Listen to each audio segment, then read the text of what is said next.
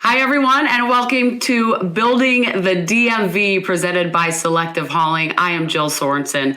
I am so excited to bring in our guest today, Michael Marshall, who is the president and CEO of Michael Marshall Design. There he is, a local architecture firm. So exciting to have you on, Michael. The reason, as you know, that I contacted you is I love the intersection of sports and our construction, architecture, commercial real estate industry.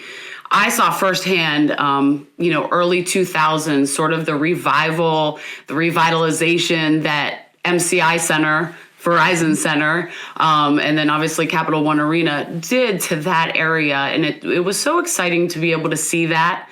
And when I saw that you guys worked on Audi Field, being right there by Nationals Park and that area, how exciting that is, I really wanted to bring you on and hear about your work and have you guys be able to tell your story. So thank you so much for being on today with me.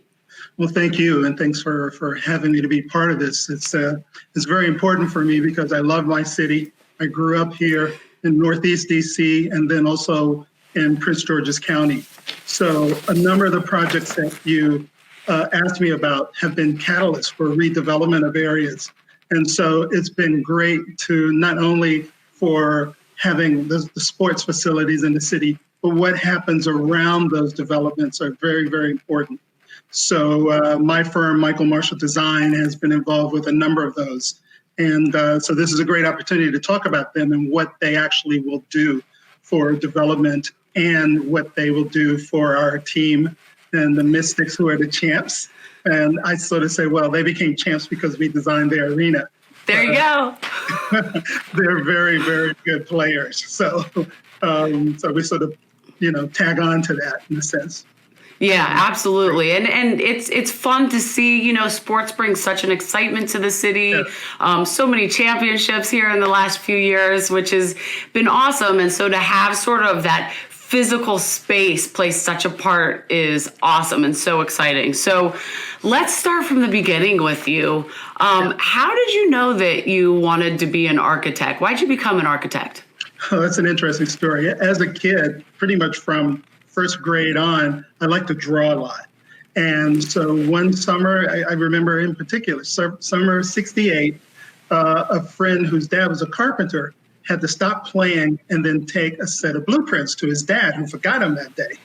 And I said, what are those? He said, these are blueprints. This is what the architect draws in order that my dad can build the house. I said, oh, I like to draw. Maybe I'll do that. And then I just continued. I continued through high school and then the college and then grad school. So I graduated from Duval High School in Prince George's County. And my first 2 years of school was at the University District of Columbia. And then I transferred to Catholic University and then to Yale for the master's program there. So that was the early bug that got me interested. That is awesome. And a true DC guy and a true DC guy coming back to serve the community. That is awesome. So one thing that I have learned in this industry is mentorship is so important. Did you have some mentors, whether it be professors or just some people early on that really helped mold you and helped you along? Sure. At UDC in particular, there is a professor who just retired a few years ago, Clarence Pearson, and he was really good. He actually at UDC was the first time I met professionals, and in particular, they were African-American professionals. And so I remember working for him, and he took me out to get my first suit, so that was exciting. That's awesome. And so that's a great mentor for something like that. But at Catholic University, there were great professors there. We had a foreign studies program where we actually spent one summer in Rome and traveled around Italy and then England, in particular London. And then at Yale, I had great professors there. I had Frank Gehry, who is an outstanding internationally known architect, and a British architect, James Sterling. And then when I moved back to DC, I worked for Warren Cox at the firm Hartman Cox. And so after that, a stint in an interior design firm and then starting my own practice. So those are the people that have helped me along the way. Now, do you find yourself looking at them and thinking, wow, they did so much for me. What can I do for the young architects around me? Yeah, well, that's definitely part of our culture at our firm. And outside of the firm, I've been really involved with students from Montgomery College, for instance, Awesome. UDC, Catholic, and even Yale. There have been some students who have worked for us from there, and Virginia Tech. So we have a really diverse firm. I'm really interested in people who come from different cultures and backgrounds to be part of our firm. And that's something that has been so important to me because of my background and being able to contribute. So lots of opportunities for mentoring, different interns who would come with us in the summer, sometimes as young as 8 years old, to sort of see what it's like to be an architect and shadow us. Wow. So it's really part of our credo, part of our mission, in a sense.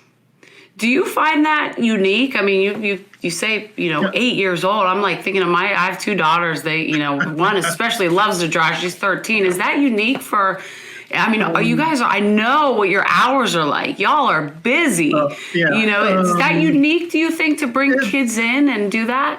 Well, we've been asked to by different nonprofits and or churches. And so we say, why not?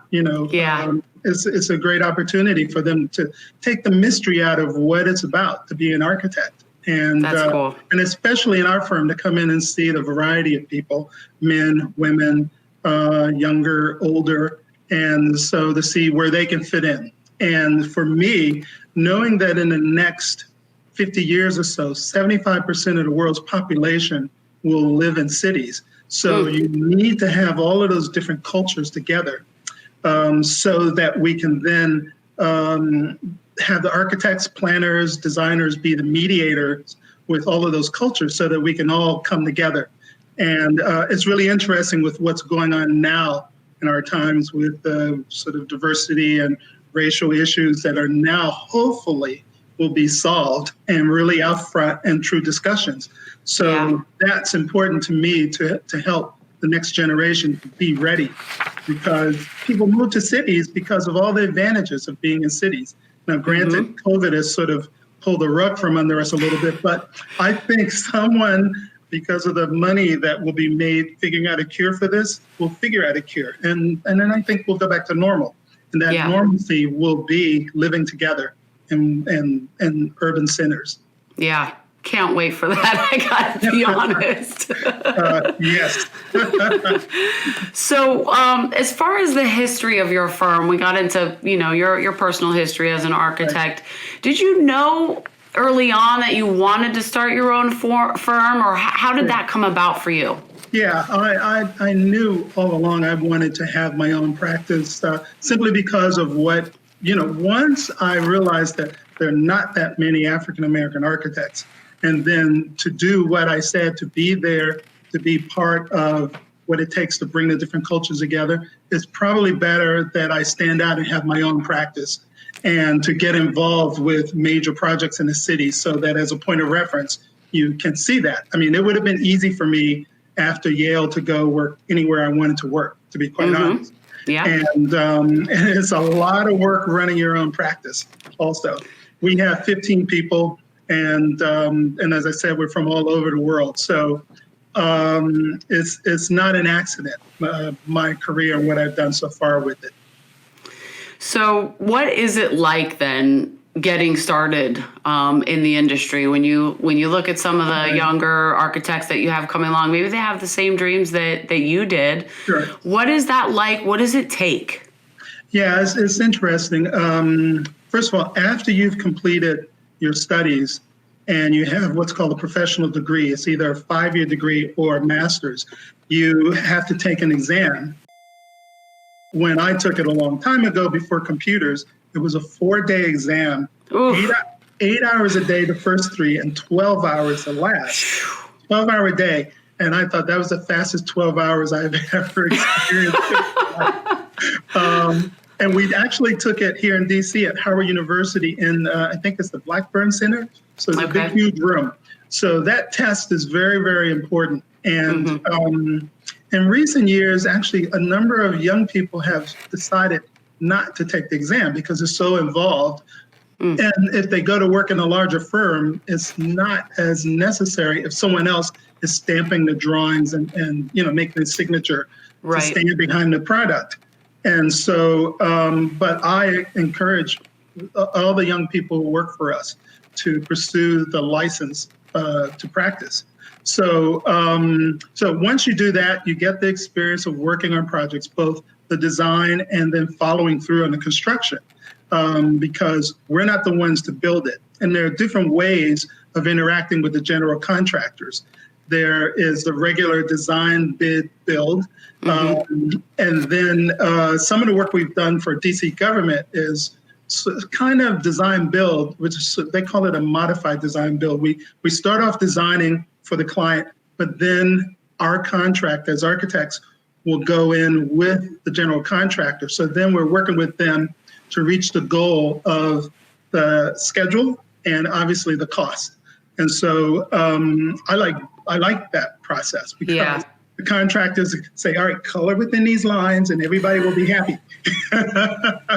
And that's what we try to do because it is a true collaboration. It's not one person sitting behind the desk making drawings and then poof, the building's there.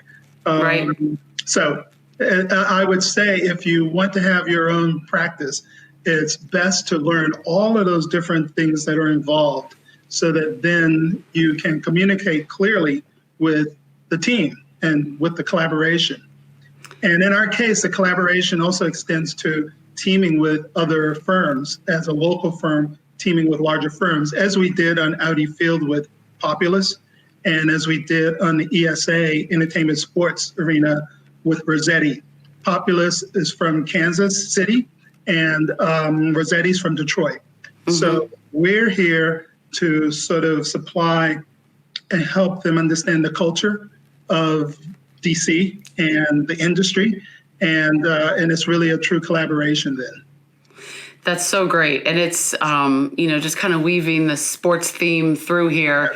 Construction, architecture, engineering. I mean, from beginning to end, it's the biggest team and the most teamwork necessary to bring the project to fruition. It's incredible. And so I think from an architect standpoint, to have an architect say, it's really important for, people who work for me, et cetera, to learn every aspect. It really is. I mean, it is a ginormous collaboration and teamwork. And, if step A is a little bit off, well, B, C, D, all the way to Z then is affected. It's amazing. There are all kinds of engineers involved too, between structural, mechanical, electrical, plumbing, civil engineers. And those are the type of things also we like to introduce to young people who come to our firm to see that you might be interested in architecture, but you might see engineering as a better fit. So they get to see those different backgrounds. And today there's so many specialists in projects, everything from sustainability and LEED and acoustics. For our firm, we've worked on a large variety of project types. And that's also something that we sought out, so that we, A, aren't pigeonholed, and B, we just like the variety. So that's good. Yeah, absolutely. So that kind of leads into the question of, where have you seen the most growth in your firm? And when you look ahead, where do you want to grow even further? Sure. Well, it's sort of funny that, our profession is really tied to the economy. We're lucky here in DC. We've had pretty good economy, even during the downturn. Yeah. I must say, I don't tell too many of my friends that in Boston. Yeah, exactly. But, after 2008, the DC government started putting money into modernizing the schools here. So we switched from doing mixed use development because at that point, 2008, 2009, we finished working on City Vista, which was one of the catalysts for the redevelopment of the Mount Vernon Triangle. It was a public-private partnership. And then we got a tip that DC would look at having local firms involved with renovations of the public schools here. Everything from new high schools and junior highs to renovations and additions to schools across the entire city. And so we were able to make inroads to getting those types of projects. That's and awesome. Also, yeah, it was great because the mixed-use development developers decided to put things on hold. Some major projects just stopped for 5 years. Because before that, when, as you said, it was funny, in 2000, when Mayor Williams came in, it was go, go, go. You know, he was really pro-development and development that was public-private partnerships because DC had all of this land that they could leverage to spark development in neighborhoods that had been left derelict because after the assassination of Dr. Martin Luther King in '68 and the riots. And so there were really interesting areas of DC that could be filled in. The fabric of the city had basically been scarred. 8th Street, U Street, 14th Street. And those are places that I saw as a kid. You know, in '68, 2 weeks or so after the riots, my mom drove us through those areas and the buildings were still smoldering. And over 30-something years, they were just left empty. And so with all the young people that have decided to come back to urban centers in DC with federal government here, and then with the tech companies that started moving at least around the Beltway, DC became very attractive. And so they needed places to live. And so the city had a lot of properties, so there were mixed use public-private partnerships throughout the city. Now those sort of partnerships are now heading east of the Anacostia also. So it's good with this Mayor Bowser, who wants to bring development across the entire city, and we have such a shortage of housing. So again, that's one of the building types that we have been keen to pursue. And so that's how the city has grown, and we've been able to be part of it. Well, that leads us to, of course, why I first contacted you, which was Audi Field. So when you guys were looking at this project and you said it was a collaboration, what was the process of trying to win a project like that? Yes. Well, that's sort of an interesting thing because, you know from the news that that's a project that's coming up because of policy and the government wants to make it happen. And so, and I've done this several times to say, okay, as a local firm, who are the top people that have that experience nationwide and actually internationally? So we focused on, I think it was 4 firms that specialize in sports architecture. And we called them, and some of them called us because of other projects that we've been involved with here in the city. And we basically nailed it down to that Populous would probably be the best for this. And so we approached them and we talked and decided that we would pursue this together. So at that point, you don't have the project. It's a campaign. You have to really go after it. And we thought we had the best story, you know, the sort of local experience of having gone through the regulatory processes here, which can be very daunting for an outsider. Everything from, there might be 5 or 6 agencies that have to review and come to a consensus on what you're proposing. So you're there as the ringmaster for all of these different groups. Once we teamed with Populous, we won the competition to be the architects. And it was an interesting site because Pepco controlled a lot of the land near it and around it and adjacent to it. And the one requirement that was part of the city's agreement with Pepco is that there's an easement that runs along the eastern side of the stadium that has to stay clear Oof. 365 days a year, every year. In case any sort of emergency would happen, they need to be able to get in there. So that actually shifted the whole stadium. What normally would have been, sort of centered, it moved west because Wow. underneath of all of the seating and everything, it's just a clear shot. You can just drive all the way through. That's unusual. But the advantage, that Populous did, and again, since they're the experts, it then allowed the bowl to have a sort of steeper rake to it, which makes the pitch, it just makes it more intimate and being that close to the action. So we took, that lemon and made lemonade out of it. And it's been great. It's been a really good experience. So when I go there for the matches, it's really good. And and people have commented on how intimate it feels. So that was a plus. That condition to the project was great.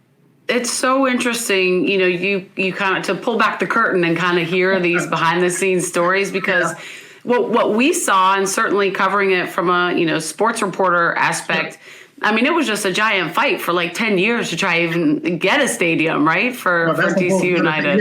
That's a whole another can of worms. We're not going to even open that one.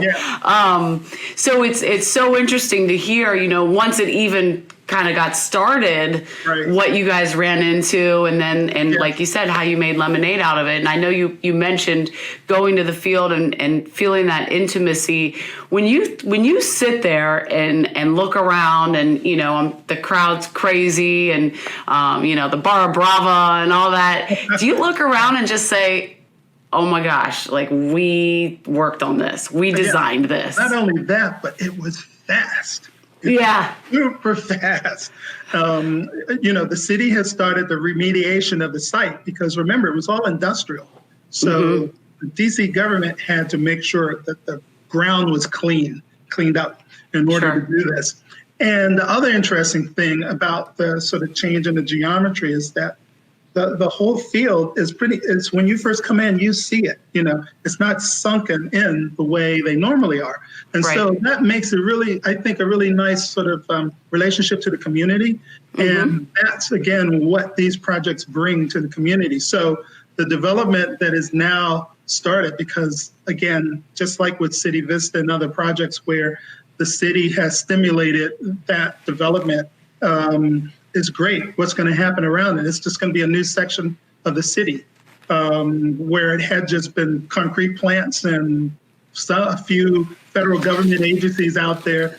And Buzzards Point is beautiful. It's where the Anacostia comes in at the Potomac. And what's happened over at the Navy Yard is just a whole new part of our city. And so the great thing is that these were areas. It's not that anyone was actually displaced.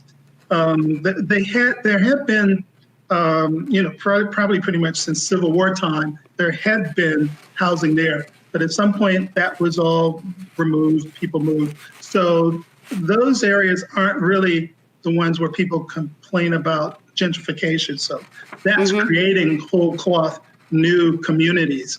And so that's great because of the influx of people to the area.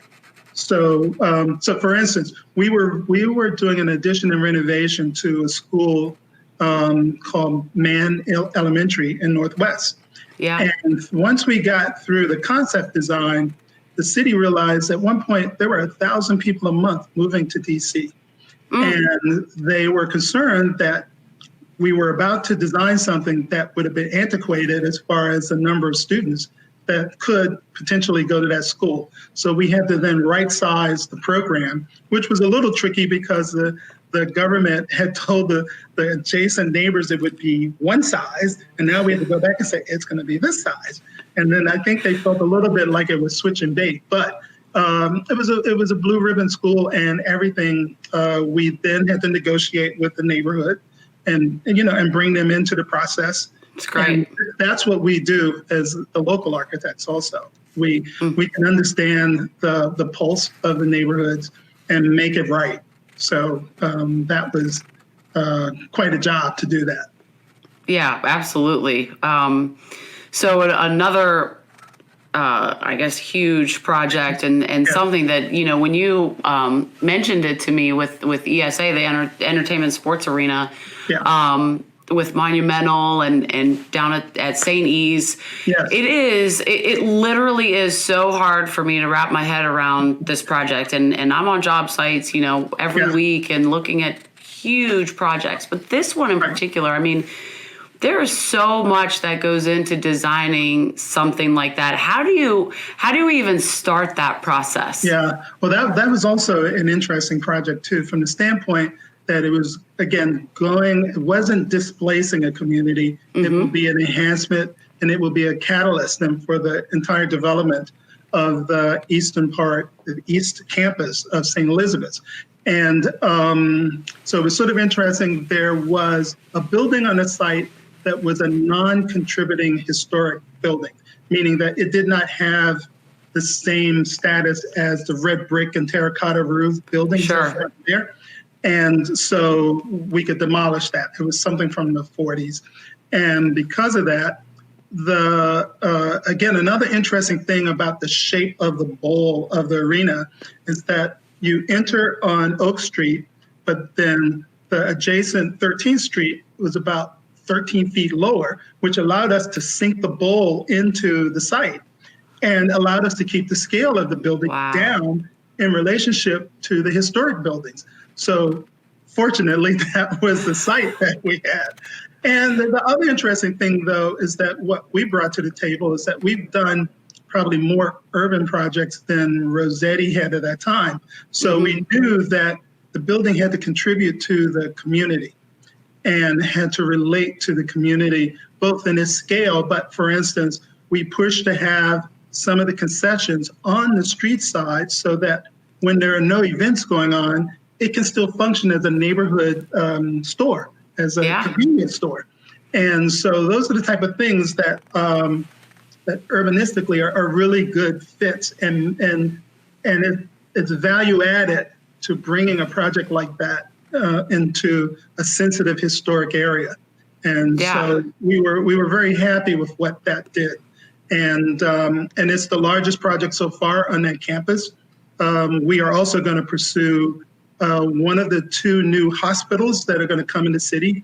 And as a matter of fact, I think the city council is hearing the bills now to have a new hospital at Howard University and a new hospital for GW on the St. Elizabeth site.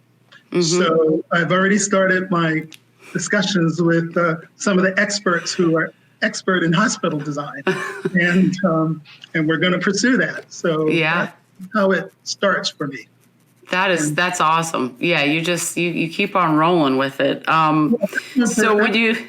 For the arena, it was interesting because it's an arena and a training facility, and I think Rossetti said that's really the first time that the two have been merged together, and so it makes it a unique prototype for the NBA.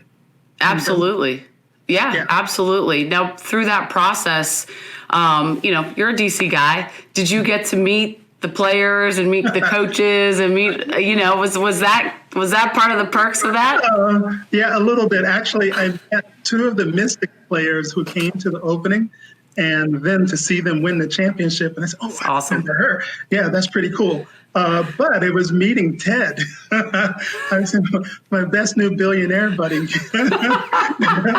And walking through the site and showing them, the facility. That was super cool, because you can see he really appreciated what they were doing for the community. And that, again, the buy-in to the social impact of projects like this and the jobs that are created in Congress Heights, again, as a native Washingtonian and having relatives who live in that community, I know how important it is. So it's a win-win situation. Are you, I guess when you're kind of in your element and, with your family and friends, do they look at you and think, I mean, are you just like regular Michael Marshall, or do people understand kind of what your company has done and is doing for the community and that type of thing? I mean, is it something that you talk about, or is it just a thing that's you? Well, it was interesting because when I did the Howard Theater renovation of the interiors there, and it had been basically closed on and off for about 30 years, but my parents had gone there when they were younger in their 20s, and they basically said, "Don't mess it up." They remember the glory days. No pressure, right? Yeah. So, but no, we did, again, another public-private partnership that's been a catalyst for development, along the U Street corridor. So I'm super proud of that, because I see people, sometimes when I go there, they drive up, get out their car, they take a selfie in front of the Howard sign, and then they go. But going there for events has been wonderful. Yeah. Again, part of the regeneration of the city, and to have been part of that. As I said, that's why it's important to me to be, again, part of the renaissance of the city, since, again, being old enough to know what it was like during the riots of '68. Now we've had a few more riots recently, but those were not as devastating as what happened then. That was something else. And obviously for a different reason. Now, when you work on projects like Audi Field, like ESA, and all these, these are high-profile projects, and you obviously a lot of foot traffic, a lot of people going in there. Is that nerve-wracking to you to have such an important role in designing those? Well, we take on the challenge. I think I got a great education. I mean, going to Yale was great. Actually, funny story about that. One time working with a general contractor, a design build, and he looked at our fees. He said, "Your fees are higher than my plumbers." I said, "Yeah, but your plumbers didn't go to Yale." And so I got and he's a good friend now, but it was more fun. But, probably got a good chuckle, right? Yeah, a good chuckle. But, I love the challenge. And I think, our team has the training, and we understand the politics of this, and we understand socially what it does for our city. That's really the big picture for me. I'm a true believer in cities and the interaction of people and the good things that happen in cities. So, I think we, really step up to the plate. I designed with the firm Canon Design, the UDC Student Center. Now, granted, I went to school there, and we had to compete. So we won that one also. They weren't giving it away. No. We brought our A game, and we came to play. And it's an honor, and it's a challenge. But I think, I understood what had to happen there to make the university have a real new face and presence along Connecticut Avenue. That was also an interesting process, because being adjacent to the embassies, we had the normal Commission of Fine Arts and NCPC and GSA and all these other people, but we also had to talk to the State Department and the Secret Service and then other neighborhood groups. But luckily, we were able to get them all together in one room and let them all sort of have that with each other. And then we could sit back and say, okay, this made the most sense, that made the most sense, and then we moved on. So a very successful project, and very happy for what it does along Connecticut Avenue.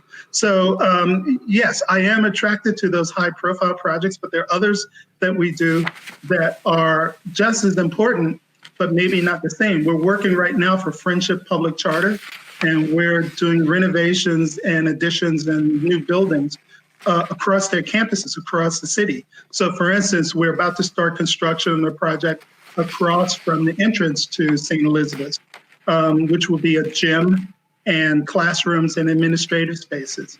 In particular, one project that we're very proud of is Bread for the City, which is the social services project, also in Ward 8, right? And near historic Anacostia. And I sort of call it as one-stop shopping for all the social services, which I think makes it very sustainable, because people aren't running all around different parts of the city to get the things that they need and the help that they need. So there's access to clothing, food, health, dental, legal, job training, community center, all in one location, their new headquarters. So that's at Good Hope and 17th, and will open next month. So very, very excited about that. Yeah, that I'm glad you brought that up. That is when you were, as we had our phone conversation before, recording this, that was one project that was so interesting and unique. And again, it really speaks to, your mission statement, and it speaks to what you strive to do every day. So you mentioned a couple of those projects. Are there any others that you're currently working on or looking at that are particularly exciting to you? Yeah, we're doing also in Prince George's, one of the WMATA office buildings, and we're teamed with a large international firm, Gensler. Yes. We're also designing, actually out on the Eastern Shore, a memorial for Frederick Douglass, which we're super excited about. So he was born near the Tuckahoe Creek in Talbot County. And so they hired our team. We're working with landscape designers, LSG, landscape architects, to come up with a memorial visitor center, because that's where Frederick Douglass got his start. He was enslaved there. And then he left and did all the great things he's done. But that's there, so they can't claim to fame, is that that's his origins. And people will come to see what that environment is like, what that park is like, and the visitor center. And then also just to be able to enjoy that environment as it is now. It's just beautiful countryside out there. Yeah. So very, very excited about that project. Yeah, that sounds awesome. Amazing and just, picturesque, and yes. Can't wait to see that one. We'll keep you posted. Yeah, please do. Now on your website bio, so the quote that pops up when you kind of hover over your picture is, "Contributing to the renaissance of my city is my passion." And certainly through this conversation, I've heard a lot of that. Our audience has heard that, passion come through. Why is that so important to you? And when you look at the importance of that, how does the actual design of space achieve that goal? Yes. Well, I like to think that we're using architecture and development for social causes, for the impact of creating community where there isn't a community. For instance, what both the ESA and Audi Field are doing with that area. And so again, parts of our city, as I said, that were scarred because of the riots, and the projects that we've done to increase enrollment in schools in the city. So again, with the charter school or Friendship Public Charter and DC Public Schools, and then also with UDC. Those are things that are very important to a thriving city, a growing city, and hopefully a city that will become a state at some point. So we'll see. Have to get yes, absolutely. I know, right? You have to. So as an industry then, where do you see us headed in the design world? So this is like big picture question. And there are some tricky things going on. With there AI, are. For instance. Okay. Because I think at some point, I think that artificial intelligence will be able to take zoning rules, construction rules, building codes, and have them in an algorithm that can start the process of what's accepted by regulatory rules. And so, but the thing is, will you be able to find the poetry and the things that might not come up through a mathematical equation? Yes. The things that will make it art, that will make it have a heart. And improvisations, what are those things? I'm not sure that we'll be able to put that in a computer program. But I am of the generation where we started off drawing by hand, and now we have things that are done by the computer. Yeah. Or with the computer as a tool. And so the advances that I've seen have just been incredible with computers. I mean, we can make animations that look like it's built and have been there for time. And so it's pretty amazing. But the digital natives, the young folks that are doing this, I think I have faith that they also understand the sort of love of doing this, and that it's more than, as I said, a math problem or algorithm. It's the passion that comes through, and just the reward of seeing something you started and seeing it built, and then seeing it being used and embraced by the community. So I think we're in good hands. So we'll see.